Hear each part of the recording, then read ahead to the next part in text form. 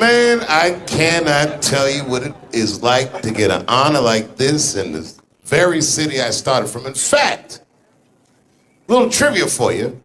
The first show in this very room, I was the first comedian on stage. It was me, a guy named Brian Regan, and some dyke named Ellen DeGeneres.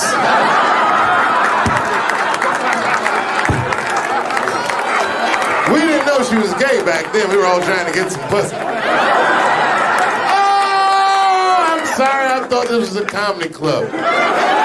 Ladies and gentlemen, this might be America's last safe place to say what you feel like saying and laugh at what you feel like laughing. This is sacred ground.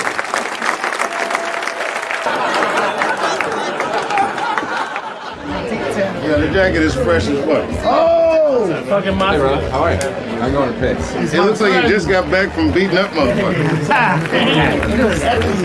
First time anyone ever brought me on stage, guy named JT Newton. I don't even know, is JT alive? Oh.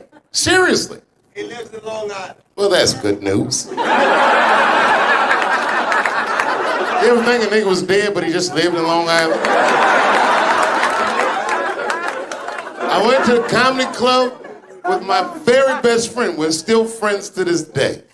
We showed up early. It was 5 o'clock. Back in those days, all you had to do to be a comedian was show up early enough to sign the list.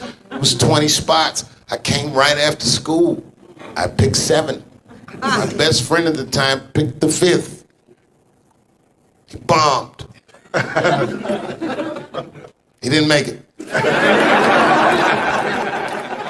JT introduced me. He said, folks, everybody's got to start somewhere, and tonight, this young man is starting here. I remember it like it was yesterday. He said, you might be witnessing the birth of a star.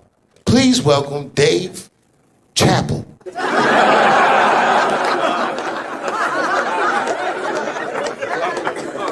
I went by myself, but by the time I went on, my mother, who was here tonight, and her mother, who is no longer with us, showed up. I begged you not to come. Oh, I begged you not to come. I said, the only way I can handle this is to confront it. So I went to my grandmother and I said, listen, Nana, listen. I'm going to say some things tonight that you have never heard me say.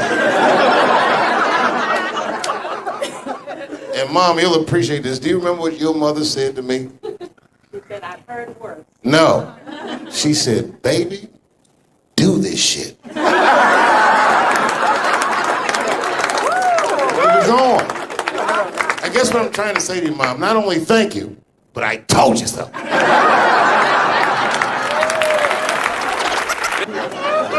I'm from Washington, D.C. Chocolate City. Us niggas are grown out. We have very thick skin. We don't shy away from the jokes. In fact, humor was our mode of survival. The only reason I never got my ass whooped on these streets is because niggas knew I'm hilarious.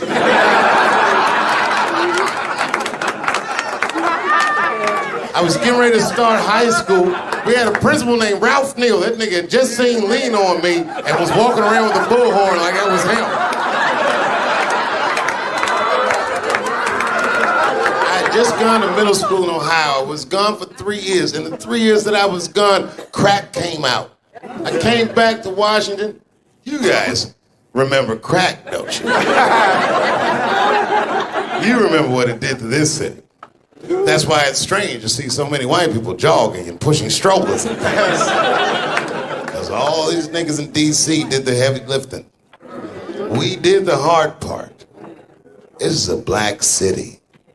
They call it Chocolate City, not because shit has nothing to do with chocolate. That was niggas. Shout out to Washington, D.C.'s mayor, Muriel Bowser. I gotta tell you, you're a very special person to me. We're only a year apart, and you run our city wonderfully. I walked into my old high school. Man, Muriel arranged a $150 million renovation to the Duke Ellington School of the Arts. I was so jealous of the students there.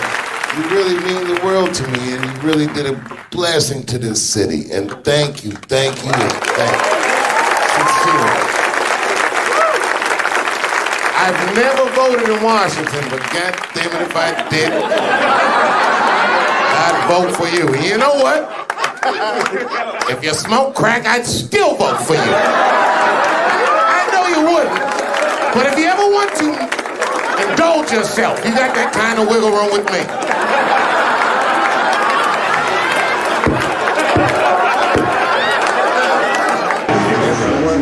Are we gonna make love tonight? As friends.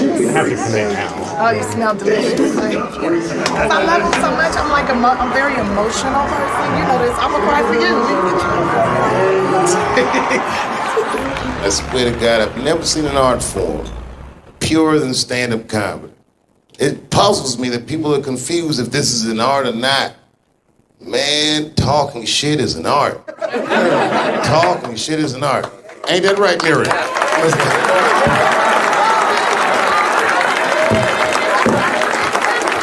All the stand-up comics in the room, just want to remind you, I promise you, and I've always said it, we have the best genre. We don't have to know anything but what we know. And everything we know is valuable because of what we do with it.